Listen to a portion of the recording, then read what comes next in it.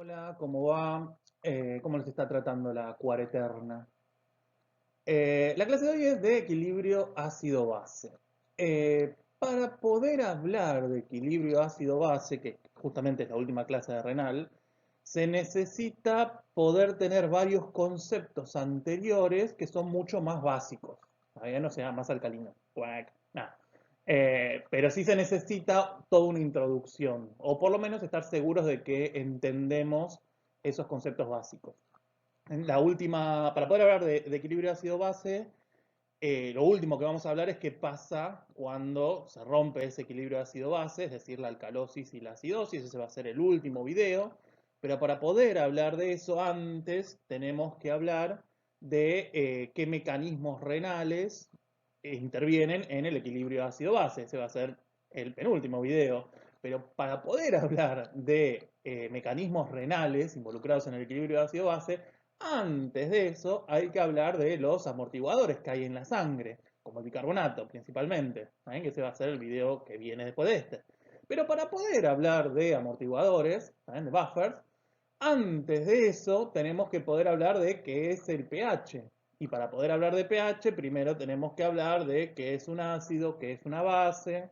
Para poder hablar de eso antes, tenemos que hablar de qué es la química básica. Antes de eso, tenemos que ir a un diccionario para ver qué química viene del árabe, alquimia. No, bueno, tanto no. Pero sí vamos a tener que ver bastante de estos conceptos básicos. En todo este video, de hecho, es toda una introducción a esos conceptos que vamos a estar usando durante toda la clase. Bueno, a ver, empezamos con lo más básico de todo, que es un ácido. Un ácido, como el ácido clorhídrico, es aquel que tiene la capacidad de aportar protones o hidrogeniones al medio. ¿Cómo hace esto? Los ácidos clorhídricos, acá tenemos tres, cuando nosotros los metemos en una solución, instantáneamente se disocian en un cation hidrógeno, o hidrogenión, o protón. También muchas veces me van a escuchar decir protón, pues se acuerdan que el hidrógeno era el primer elemento de la tabla, tenía un protón y un electrón nada más. Si vos lo ionizás, ¿está bien? O sea, le sacás el electrón, lo único que te queda es el protón. Entonces, básicamente, un cation hidrógeno es un protón solito. Y un anión cloruro, ¿está bien? O sea, un cloro, pero ionizado. En ese caso, tomó ese electrón del hidrógeno. Estos protones son los que me interesan. Estos protones libres, ¿está bien? Eso es lo que le da la acidez al medio. Ese ácido clorhídrico que entró en la solución aportó estos protones libres, estos hidrogeniones, y son esos hidrogeniones los que me están haciendo que ahora la solución sea más ácida. ¿Saben? Porque básicamente la acidez es eso, una medida de cuántos hidrogeniones hay libres en la solución. Al revés, una base, como el hidróxido de sodio, por ejemplo, tiene la capacidad de aceptar protones, es decir, sacarlos del medio.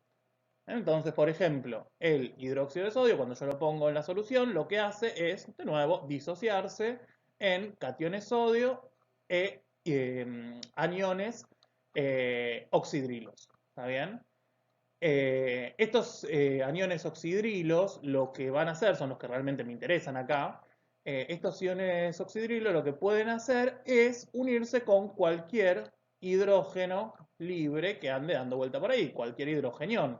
¿Está bien? Porque si hay algún protón dándole acidez al medio, estos ahora, oxidrilos, tienen la capacidad de unirse para formar agua. Y si se unen y forman agua, entonces el protón ya no está libre, porque lo que le daba la acidez al medio eran los protones libres.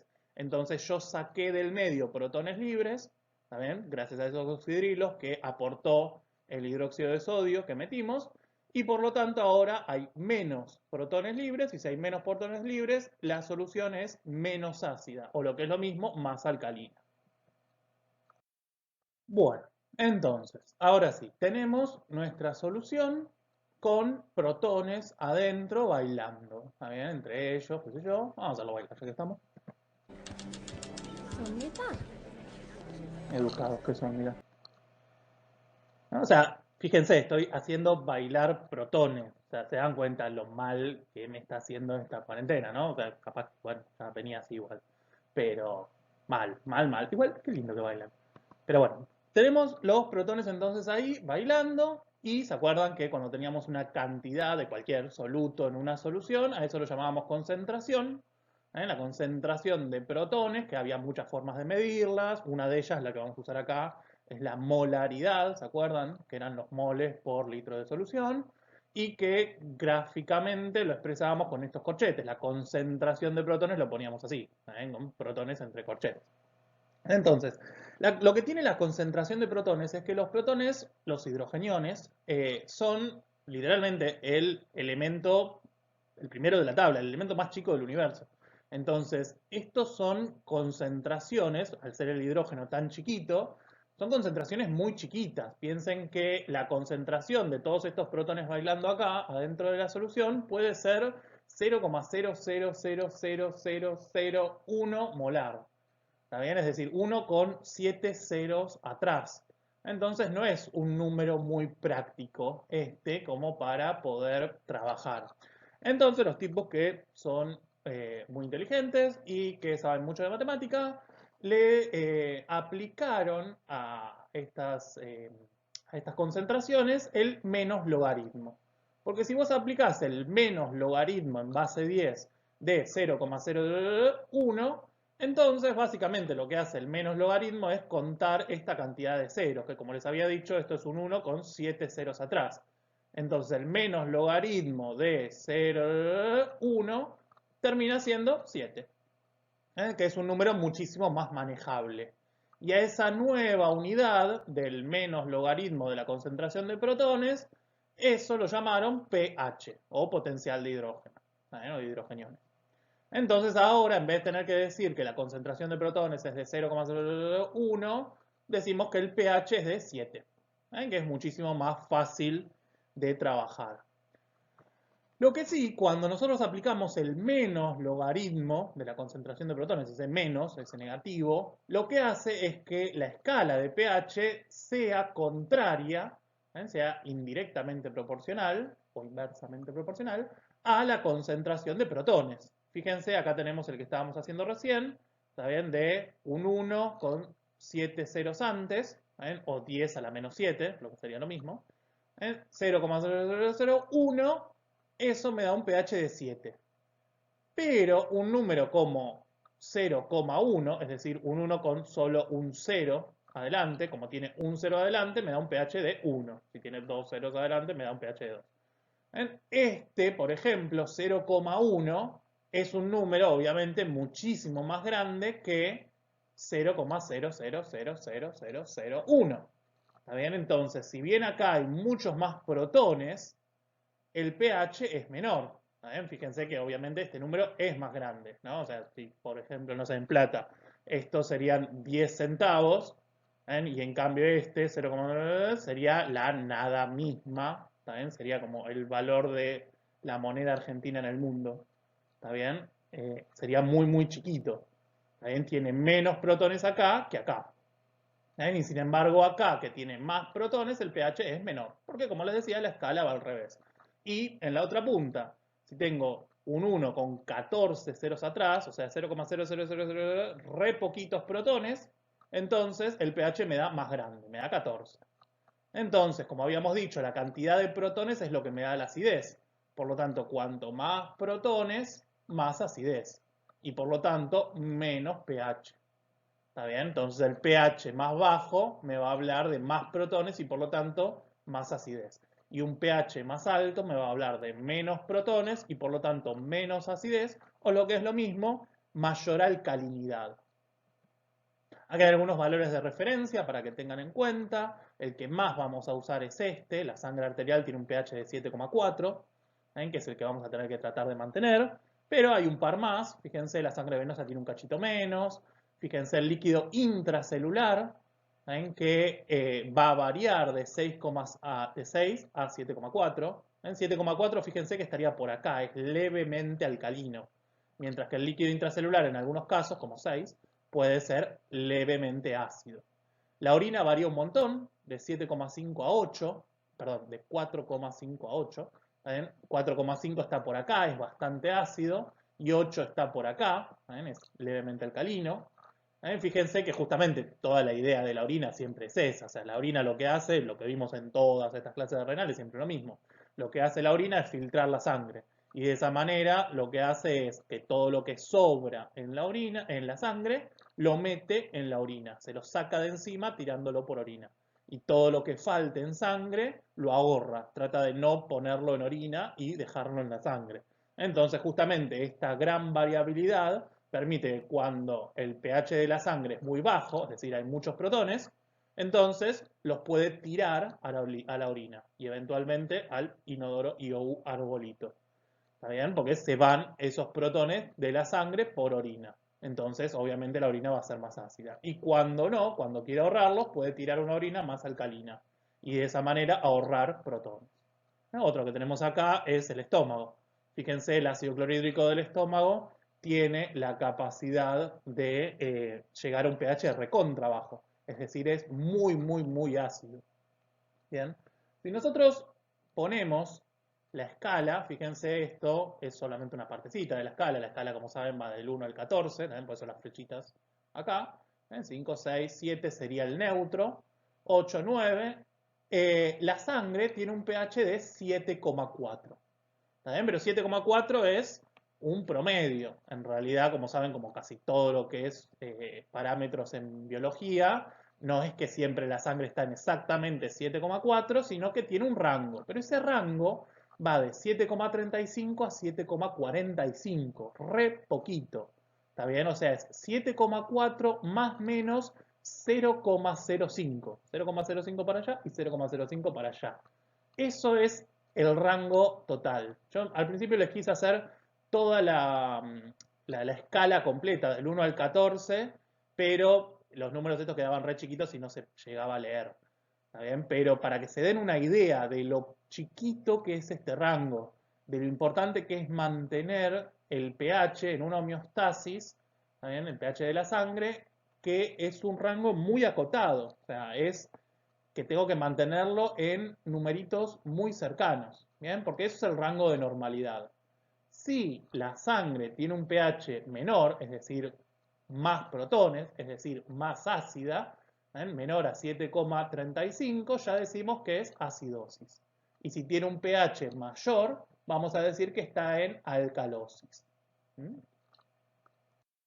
Bueno, y el último concepto grande que nos quedaría por ver sería que tenemos ácidos y bases fuertes o débiles. Si nosotros tenemos la solución, de vuelta, va a haber algunos ácidos, como por ejemplo el ácido clorhídrico, que son ácidos fuertes. El ácido clorhídrico es un ácido fuerte porque cuando yo lo meto en la solución, se disocia completamente. Todos los ácidos clorhídricos se rompen en sus partes constitutivas, se disocian en protones y cloruros. Y por lo tanto aportan un montón de protones y por lo tanto acidifican muchísimo la solución. Esto de que se disocie completamente, nosotros lo expresábamos, ¿se acuerdan? Con una flechita. Una flecha simple, el ácido clorhídrico se disocia en protones y cloruros. Pero hay otras moléculas, como el ácido carbónico. El ácido carbónico lo vamos a usar mucho hoy, por eso usamos este como ejemplo. El ácido carbónico es un ácido débil. ¿Qué quiere decir eso? Que cuando nosotros metemos ácido carbónico en la solución, algunos ácidos carbónicos se mantienen como ácido carbónico enterito y otros se rompen se disocian en protones y bicarbonatos, en sus partes constitutivas.